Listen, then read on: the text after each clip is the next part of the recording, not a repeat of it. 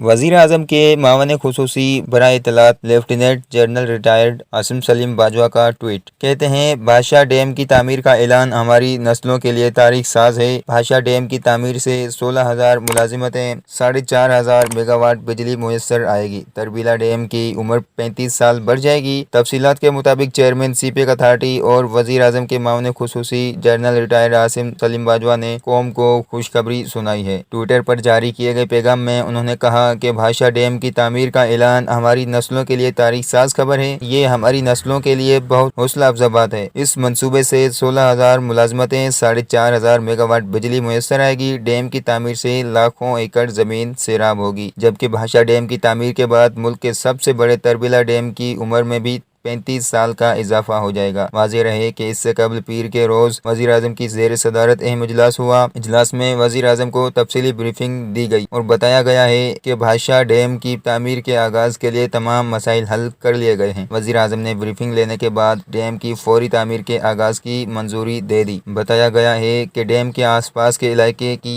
سماجی ترقی کے لیے 5.78 بلین خرچ ہوں گے، جبکہ ہر سال سیلاب سے ہونے والے اربوں روپے مالیت کے نقصانات سے بچنے میں بھی مدد ملے گی۔ وزیر اعظم نے ہدایت کی کہ دیامر بھاشا ڈیم کا تعمیراتی کام فوری شروع کیا جائے۔ تعمیراتی کام میں مقامی سامان اور افرادی قوت کو ترجیح دی جائے۔ اس سے لوگوں کو روزگار کے بڑے پیمانے پر مواقع ملیں گے اور تعمیراتی شعبہ اور دیگر متعلقہ صنعتیں ترقی کریں گی۔